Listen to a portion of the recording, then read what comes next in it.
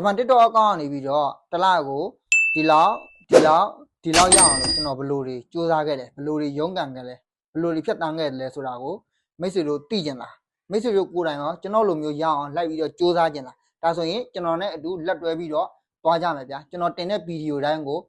မပြတ်မကွက်ကြည့်ကျွန်တော်တတ်သမျှကျွန်တော်သိသမျှအကုန်လုံးကိုမိတ်ဆွေတို့ကိုတစ်ခုမကြံအကုန်လုံးပြပြပေးမယ်ကျွန်တော်ပြီးခဲ့တဲ့လတွေက YouTube မှာဗီဒီယိုလေးတွေတင်ပါတယ်ဒါပေမဲ့ကျွန်တော် YouTube မှာဗီဒီယိုမတင်တာ2လလောက်ကြာသွားပါတယ်အဲ့ဒီကြားထဲမှာကျွန်တော်ဘယ်လိုဖြတ်တန်းခဲ့လဲဆိုတော့ဂျပန် TikTok အကောင့်၄ခုလောက်ကိုကျွန်တော်တယောက်တည်းယုံတယ်ဖုန်းတစ်လုံးနဲ့ယုံတယ်မနှက်ဆိုရင်ပုံမှန်အလုပ်သွားလုပ်တယ်ညနေပြန်လာလို့ရှိရင်လုပ်တယ်နေ့လယ်ထမင်းစားချိန်မှာကျွန်တော်ဗီဒီယိုတွေဖန်တီးတယ် recap ဗီဒီယိုတွေနော် recap ဗီဒီယိုတွေဖန်တီးတယ်ပြီးရင်ကျွန်တော်ဂျပန် TikTok အကောင့်မှာတင်တယ်အဲ့လိုတင်ရင်နဲ့ follower တွေများလာတယ်တချို့ monetization မပွင့်နေတဲ့အကောင့်တွေပွင့်လာတယ်ပြီးတော့ပတ်စံကျွန်တော်ဒီလိုတွေပတ်စံတွေရလာတယ်အဲ့လိုကျွန်တော်ရလာတဲ့အချိန်မှာကျွန်တော်စိတ်ထဲမှာကျွန်တော်ဘယ်လိုခံစားရလဲဆိုတော့ငါပြီးခဲ့တဲ့လတွေကငါ YouTube မှာငါဗီဒီယိုတွေတင်တယ်ငါဗီဒီယိုတွေအောက်ဒီမှာအကိုကြီးဘယ်လိုတွေဖန်တီးရလဲဘယ်လိုတွေလောက်ရတယ်ဘယ်လိုတွေစူးစမ်းရလဲဆိုပြီးတော့ဒီများလက်ကနေ comment တွေမေးတဲ့ကကျွန်တော်မြင်နေရတယ်ဗျာကျွန်တော် YouTube မှာဗီဒီယိုမတင်ပြတာပဲရှိတယ်ကျွန်တော်မြင်နေရတယ်ငါတော့မှဒီလောက်ရရင်သူတို့လည်းရကျင်မှာပဲသူတို့ကိုလည်းကျွန်တော်စိတ်ထဲကပေါ့သူတို့လည်းရစေချင်တာပဲဆိုတဲ့ဆန္ဒနဲ့ကျွန်တော်အခုလိုဗီဒီယိုတွေပြန်ပြီးတော့ဖန်တီးဖို့စိတ်ကူးရလာတာပဲဖြစ်ပါတယ်ဒါကြောင့်မလို့ကျွန်တော်ရသလိုမျိုးမိတ်ဆွေတို့ရအောင်ကျွန်တော်ဖန်တီးနိုင်တယ်လို့မျိုးမိတ်ဆွေတို့ဖန်တီးရအောင်မိတ်ဆွေတို့လက်ထဲမှာဖုန်းတစ်လုံးရှိနေတာကိုမိတ်ဆွေတို့တက်အလကားမဖြစ်အောင်လို့ကျွန်တော်က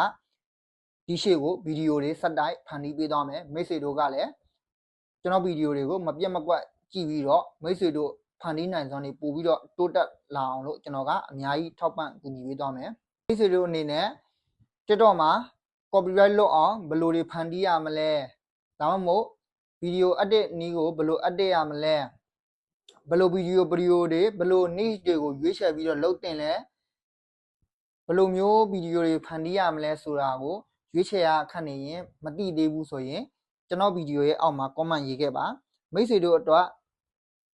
လုပ်လို့ရမယ့်ဗီဒီယိုအမျိုးအစားအများကြီးရှိတယ်ဗျာအဲ့ဒီအများကြီးကိုကျွန်တော်တစ်ခုချင်းစီပြောပြပေးမယ်တစ်ခုချင်းစီလုပ်ပြပေးမယ်မိတ်ဆွေတို့ကျွန်တော်ဗီဒီယိုအောက်မှာမိတ်ဆွေတို့သိကျင်တဲ့တက်ရှင်တဲ့လှုပ်ရှင်တဲ့အကြောင်းအရာကိုတစ်ခုချင်းစီရေးခဲ့ပါကျွန်တော်သိသမျှတတ်သမျှကျွန်တော်ဖြတ်တန်းခဲ့ရတဲ့အခက်အခဲ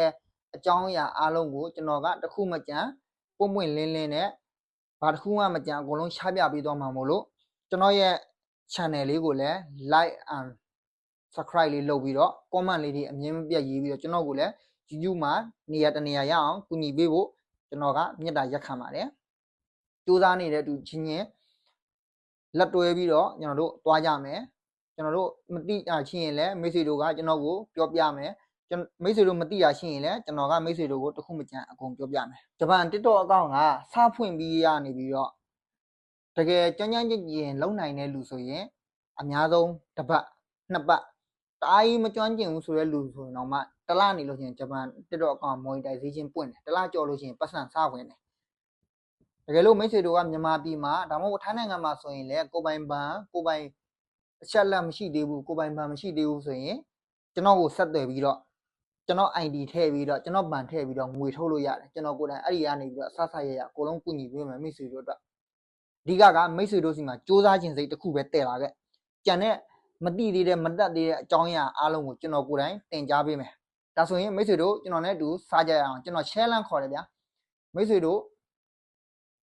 ့အခုအချိန်ကစပြီးတော့ဂျပန် TikTok အကောင့်ကိုစပြီးတော့ဖွင့်မိတ်ဆွေတို့လှုပ်ရှင်တဲ့အကြောင်းအရာကိုကျွန်တော်ဗီဒီယိုရဲ့အောက်မှာရေးခဲ့ကျွန်တော်ကဘာတွေလှုပ်တင်လဲဘာတွေလှုပ်နိုင်လဲဘယ်ဗီဒီယိုက RPM ရကောင်းတယ်ဘယ်ဗီဒီယိုကလူကြိုက်တယ်ဘယ်ဗီဒီယိုကပတ်စံရများတယ်ဆိုတဲ့အကြောင်းကိုကျွန်တော်ကနောက်ဗီဒီယိုမှာတစ်ခုချင်းစီရှင်းပြပေးမယ်မိတ်ဆွေတို့ကျွန်တော်ပြောတဲ့အတိုင်းသာလုပ်သွားတလားဆိုတာနဲ့မိတ်ဆွေတို့ရဲ့ဂျပန်အကောင့်က monetization ပွင့်ပြီးတော့မိတ်ဆွေတို့ပတ်စံရနေစေရမယ်ကျွန်တော်ကိုယ်တိုင်အာမခံတယ်ကျွန်တော်ပြောပြတာကိုလက်ခံတယ်ဆိုရင်ကျွန်တော်ရဲ့ channel လေးကို like and subscribe လုပ်ပြီးတော့ကျွန်တော်ကိုကူညီသွားဖို့မမေ့ပါနဲ့အားလုံးပဲကျေးဇူးအများကြီးတင်ပါတယ်ခင်ဗျာ